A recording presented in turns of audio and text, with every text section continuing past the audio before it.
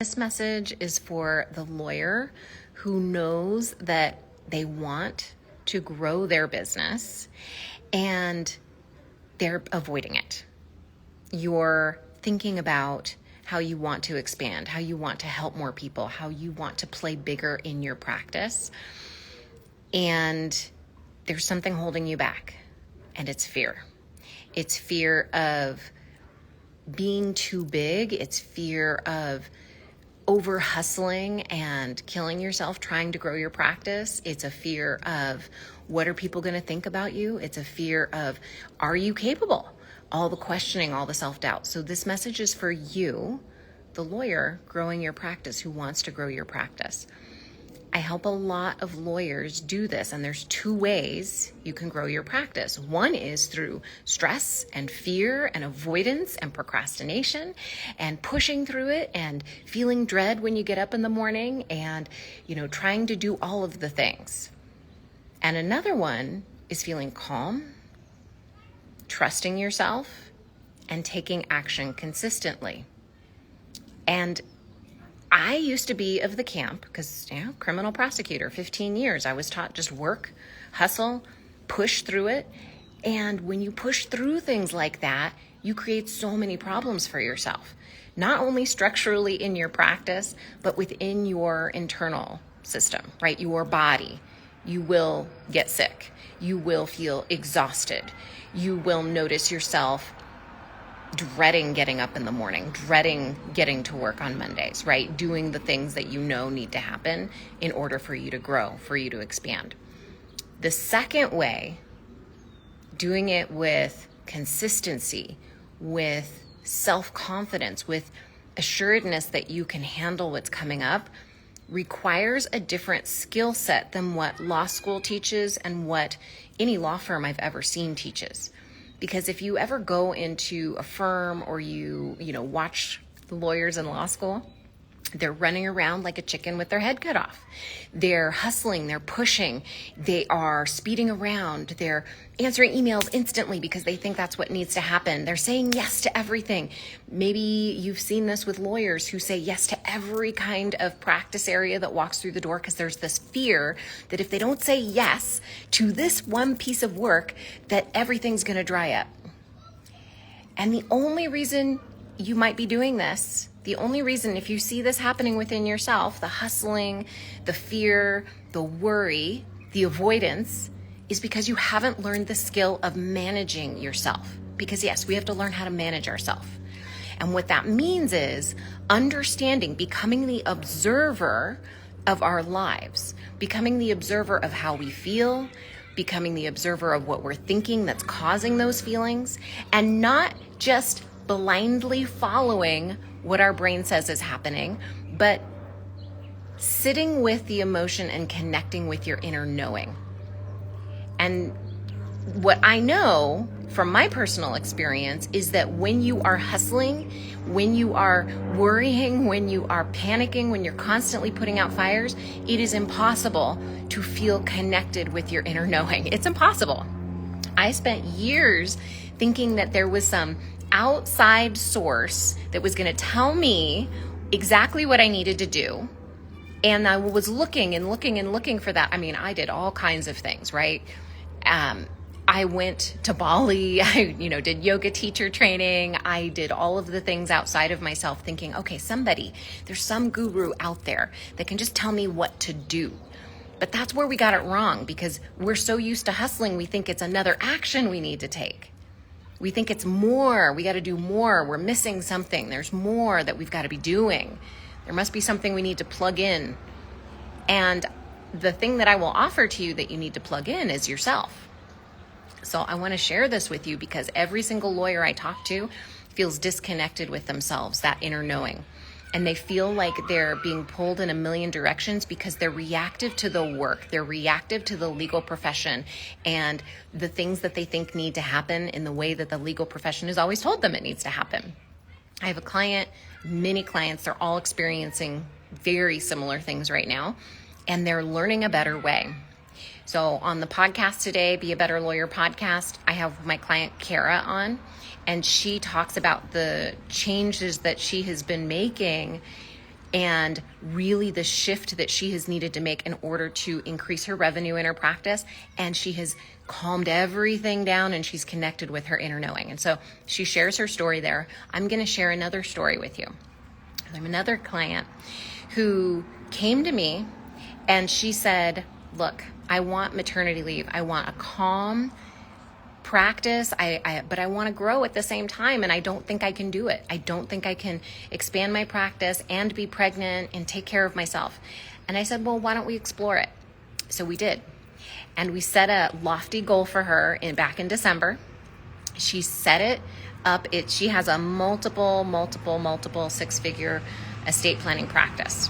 She's making really great money in it, but she wanted to challenge herself, and she didn't want to be limited by her circumstances. She didn't want to be limited by the belief that she had that she could not reach for more and go after her desires and be pregnant, because her brain was telling her, this is why it's so important to question everything that our brain says. This is why it's so important to have somebody on your side who's going to notice these things for you if you're not noticing them. Most of us don't. It's okay. So I said, hey, what if you could have both? What if you could have everything you wanted in your life? You could have the family that you wanted. You could have the business that you wanted. And not only that, it could grow the way you want it to. So what we did is we challenged her thinking, which said, I need to work harder. I need to have my butt in my seat all day long. I need to do all of the things in order to create more revenue. And we broke down the math. And this is where lawyers really freak out, right? Because they tell themselves, but I'm a lawyer, I don't do math. And they avoid the numbers. They don't look at them. This is a big problem in businesses. You've got to be the CEO of your law practice. So I was teaching my client how to become the CEO of her law practice. Look at the numbers, break it down, do it calmly, right? Because we've got to manage our nervous system. And fear is going to come up whenever we are doing something new. It's incredibly normal. But what our brain says is, oh, I feel fear. I should stop. I should back off. No. Fear is your signal, because feelings in our body are a signal. Fear is the signal that we're going towards something that's bigger, that's more expansive. And I firmly believe that we are on this planet to evolve, to grow ourselves, to play and see what's possible for us. Otherwise, what's the point? And my client believes the same thing. So we started looking at the numbers. And when we looked at the numbers, we saw very clearly there was a path towards her goal, very clearly. Now her brain said, okay, I'll try it. We'll try it. We'll see what's going on. And she started taking tiny steps, right? She started to do the things that we made up. We made up a plan to get her to that number while she remained calm, while she nourished herself, while she made all of her doctor's appointments, while she gave herself the time that she wanted to be with herself, to be with her husband, to do the things that she wanted to do, not killing herself for this expansiveness that she wanted. And just the other day, we sat down. It was yesterday. We sat down and I asked her, I said, okay, it's Q2. Let's look at your numbers. Now, if you're a law firm owner, every quarter, you should be looking at the overall numbers in your practice. I mean, doing your work on the money part of it is the important thing of being a CEO in your law practice, because you've got to know what's happening. You've got to have your fingers on the pulse of it. I'll actually, when we work together, I will help you overcome any fear you have of looking up the numbers and sit down with the numbers with you. So I was doing this with her yesterday, and we were looking at her Q2 numbers, and she didn't want to look at them at first because she was like, I'm kind of scared. And the reason she was scared is because what her brain was doing in that moment was saying, well, what if I didn't reach my goal? What if I'm not on target to reach my goal? And what I know from my experience as a master coach and my experience being a human being is that we avoid the things that we're scared of because we have a story behind them. So in her mind, she was avoiding the numbers, yes, but the reason she was avoiding the numbers is because in her mind, it was already saying, if you didn't make the number, then that means you don't know what you're doing. Then that means you're not working hard enough. Then that means that you're not capable. So this is what the brain does. It comes up with these stories. So we've got to watch our brain like a hawk. it will come up with these stories that aren't even true. And let me tell you what happened when we opened up the spreadsheet that she keeps and we started looking at the numbers. Well, she is far exceeding where she thought she would be. Because at this halfway point, she thought, okay, well, maybe I'll be about halfway towards my goal. It's July. Maybe I'll be like way off, right? But maybe I'll be halfway. She was hoping she'd be halfway. She was more than halfway. Her mind was blown, not because of the number itself, but what the number meant. It meant that she could create the practice that she wanted and go home early. She could create the practice she wanted and go to all her doctor's appointments. She could create the practice she wanted and prioritize her health and well-being over everything else. Prioritize her family over everything else. And that's what really blew her mind. Because, and this makes sense, right? Because everything she'd been taught up to that point is that you need to hustle. You need to have your butt in the seat. You need to be working all the time. You need to be super responsive to every email that comes in, every phone call that comes in. And what she recognized from that number is that she could do it.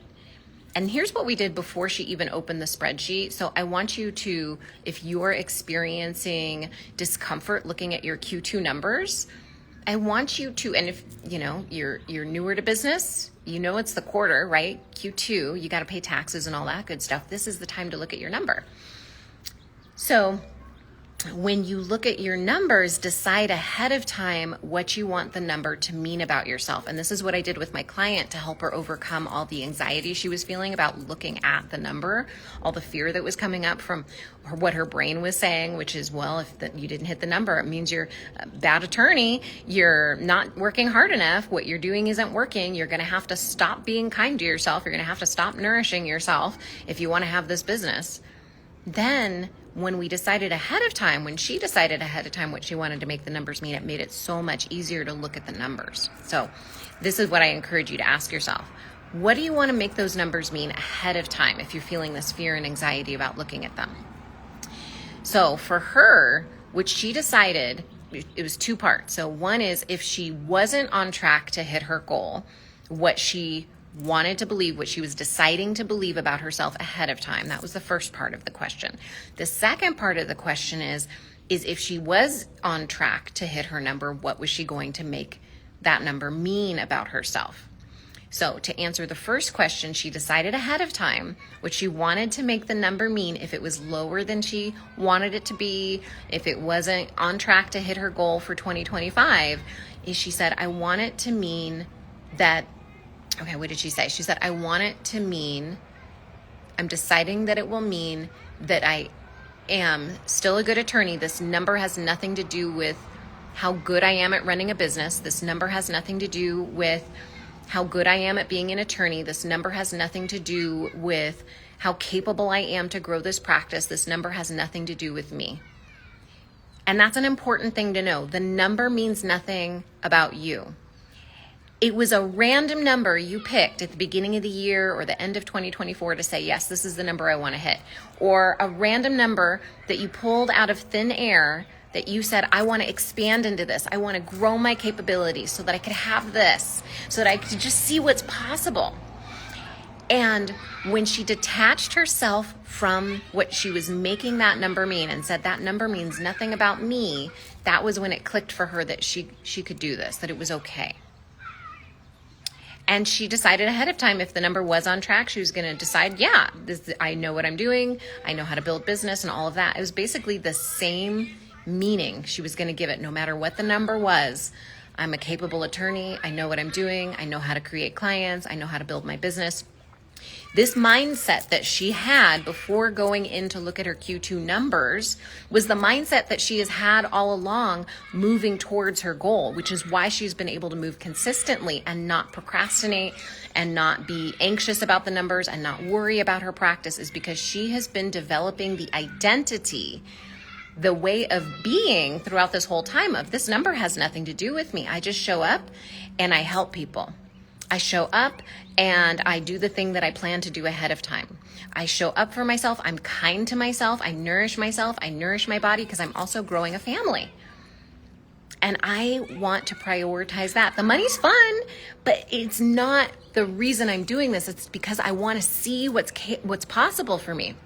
And I do this with every single one of my clients, and I encourage you to do the same thing, is that when you see yourself moving towards a goal and it's working, when you see yourself hitting a goal and it's working, you've got to break down what your secret sauce is. So here's what we did, and this is what your secret sauce is: your thoughts and your feelings. It's not even the actions. A lot of people think it's the actions. Oh, what are all the things that I did? No. Which is normal, because action takers, high achievers, lawyers, of course, we want to action our way to success. But we broke it down. And yeah, she had to take action. It's not like you can just think these things, but she had to take action from a certain energy. And that energy is created from her thoughts and her feelings. So yeah, she did all the actions, but that's not important, because it's going to be different for every single person. Every single lawyer I talk to, we create a different plan according to that person and their desires and what feels good to them, and also what challenges them and what they want to do to challenge themselves and how they want to expand into their practice. So what happened is, when we went back to what were the thoughts and feelings that you needed to have in order to take those actions that we'd planned out for you, that you wanted to take, it wasn't, I need to work harder, let me push myself. There was no fear, there was no worry, there was no, you're lazy, you need to beat yourself up so you can work harder. There was none of that. None of that. What there was this belief that I just want to see what's possible for me. That was the thought. I just want to see what's possible for me. And the feeling that she had when she thought that to herself throughout this period where she's been working towards her goal was playful. Playful. So while we're taught as lawyers that it's normal to feel dread and fear and you just got to suck it up and push it through, she's growing her law practice. She's on track to exceed her goal this year, because she is simply looking at, well, what might be possible? And she's created this feeling of playfulness in her body. She tries new things. So when she's playful, she tries new things. She starts to just say, oh, you know what? I wonder what it might be like if I take Thursdays and just say no clients on Thursdays, and instead focus my attention on doing the work I already have, doing the trusts, doing the plans, all of that. I wonder what that might be like. And then she'd test it and she'd see, is Thursday a good day to do this? She wasn't attached to the result. She was just trying things. She was playing. She said to herself, well, you know what doesn't feel really good, what doesn't feel playful is, thanks, Dee. Dee's commenting because she also has an amazing coach. Thank you. So I want to share with you that thing that we think is normal, which is hustle, hustle, hustle, let me suck it up and push through it, is not the way to reach your goal. The way is to be the person who creates a life you love. And when you love it, and a law practice you love, and when you love it, you show up for yourself. You show up more consistently. You do things, you try things that are new. Like when I'm working with, I think I talked about this in the podcast today with Kara on Be a Better Lawyer, as we talked about what were some of the things she did. And one of the things was, she tried things. Because you've got to try things. You've got to try the things that are calling to you. For her, it was, look, I don't want to be in consults at 3 p.m. I want to be out at 3 p.m. And she had to check in with herself, like, why am I feeling kind of tense at 3 o'clock? Or why am I in a consult and I want to just get out of it? That's what I mean by being an observer of your life, is observing, where are you frustrated? Where are you feeling resentful? Where are you feeling tense? And then addressing it, problem solving for it. So when my client noticed when she was in a consult at 3 p.m., she was a little upset. She wanted to get out of there. She wanted to leave. She couldn't be present with her client. She couldn't fully be there. And then she knew that after the consult, she needed to stay and write notes and get the file going. She didn't like that feeling in her body. It wasn't playful. Right? Remember, what's getting her towards where she wants to go is the thought, I want to see what's possible. And she feels playful in her body. So everything that is the opposite of playful, she has to eliminate. She's got to problem solve for.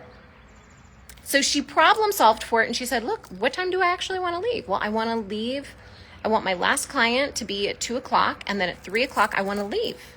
I want to go on my walk. Maybe I'll wrap some things up in the afternoon and then I'll leave, but I don't want to be in a consult. So she problem solved for that. And then she just kept doing the things that I'm telling you about. She would look for other areas of her practice where things felt tight, tense, not playful.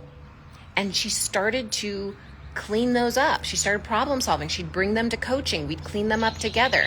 She'd say, look, I'm feeling really stressed out about this particular situation with an employee, with a client. And we cleaned it up. And as she cleaned it up, every single session, she'd clean up one more thing, one more thing, one more thing. It's not everything at once. You don't have to do it all at once. It's just one thing at a time. Boom, boom, boom, boom. Clean this up, clean this up, clean this up. And she loves her practice now. She absolutely loves it. She already loved the kind of work she was doing, but she didn't love being in her practice. And that's what I see so many lawyers who come to me say is like, I actually really like this kind of law. For the people who have practices that they want to grow, I actually really love this kind of law. I just hate the feelings that I have when I come to the office. I hate feeling like I don't have control. I hate feeling tense and dread and worry and anxiety. Thank you, Fly, but I don't need you right now. So I want you to take this into consideration for your own law practice. Notice the things that I'm talking about here. Are you coming from stress and fear and anxiety, or are you creating a practice that you can go the long term with, that you can grow sustainably, where you can do the things that you want to do? Like in this case, for my client, it's grow a family, nourish yourself, and continue to grow. Are you giving yourself the opportunity to have the tools you need to do it? Because the tools you need to do it, to take action, are different from the passive ones. Because we're used to being a student. We're used to like, let me listen to this and let me listen to this again and let me listen. Listening is not going to get you where you need to go. It's taking that small, consistent action steps every single week. So if you are somebody who has been wanting to grow your practice, but you notice yourself avoiding it, or you notice yourself not growing at the pace that you want to, I really highly suggest you book a call with me. You can book a strategy session with me by commenting strategy session, and I'll send you a link, or you can go into my link in my bio and you can set up a call right from there. But in the strategy session, and I'm not pushing anything on you. In the strategy session, I make these complimentary for a purpose, is because the lawyers that are attracted to me are lawyers who want to expand, they want to grow, but they don't want to do it while feeling stressed out and overwhelmed. They want to do it while feeling at peace within themselves. They want to do it while feeling in alignment with themselves. And so on a strategy session, what I'm there to do for you is to bring you awarenesses. So remember at the beginning of this, I told you that what needs to happen for you to begin this path to calm the worries and the anxieties is for you to become the observer of yourself. Just like my client did, she started observing where she felt tense. She started observing how she felt and how she thought and what was holding her back. We started cleaning those areas up. And so in the strategy session, what I'm going to do is I'm going to show you the areas that need to be cleaned up. I'm going to tell you exactly what's going on, why it's happening, and you're going to get what you need to take your next step, whatever that might be, whether it's working with me, whether it's continuing to work on your own, whatever that is. But if you don't take action, if you don't take consistent action, if you don't have somebody there who is going to be your cheerleader, it makes it a lot harder if you're on your own. Like, I know how this is as a business owner, is when I was stressing out about my business because I took all my legal habits and I took them and brought them into my business. When I was feeling all of that anxiety and I didn't have my coach, because I didn't have a coach when I first started, I was spinning and it felt horrible. And then I hired my coach and she was like, wait a minute, hold on, let's clean this up. Let's clean this little thing up. Let's clean this little thing up. Let's clean this little thing up. And everything changed and I calmed myself down and I was able to take small, consistent steps to create the business and the life that I wanted. But I needed that support. And that's why in coaching, I have the way I structure it is that you have weekly support. I mean, if you need to skip one because you've got a hearing or whatever, perfect, we do that because I know what it's like being a lawyer and you can't control your calendar when it comes to when a judge calls a hearing. You got to do what the judge says. But what I want to share with you on that is that having that support every single week keeps you on track. It keeps you moving consistently towards what you want. And that's one of the reasons why my client is doing so well, is because she has made the commitment to herself that she is going to show up and she's going to give herself the supports that she needs so she can show up consistently. And for her, she made the decision that it was coaching. You can make all kinds of decisions around this. You can have a friend who is on board with you, who has the same goals, who's going to hold you accountable and say, hey, girlfriend, what'd you do last week? Or what's going on with you? Like, how are you doing? And checking in with your thoughts and feelings. If you have a friend like that. I don't have any friends like that. I have coaches who do that because they know what coaching is. But friends don't necessarily know the mindset tools unless you are lucky enough to have a friend who is a coach, which, bless you, if you do. So that's what I want to share with you today. There's 2 ways you can go after growing your business, 2 ways that you can go after your goals. One of them is the stress, hustle, overwhelm. One of them is calm, confident, trusting yourself, moving forward consistently. So whichever one you want to choose, it's your choice. You get to decide. I know the decision that I have made for myself, and I know the decisions that the people who are attracted to me make, and I help them move forward the way they want to move forward. All right, my friend, I hope you have a beautiful rest of your day. I'm going to go finish up the rest of my walk here. You can hear that bird out there is really happy. It's like cloudy. There's just been like little bits of showers here in Sedona, and it's been really lovely. It's not muggy right now. It's just this nice cool breeze that's coming, and everything's so fresh and clean. So I'm going to go enjoy a little more of that. I hope you have a beautiful rest of your day, and happy 4th of July for those of you in the U.S. Thank you, Dee. It was good seeing you. I hope you have a great day too. Bye.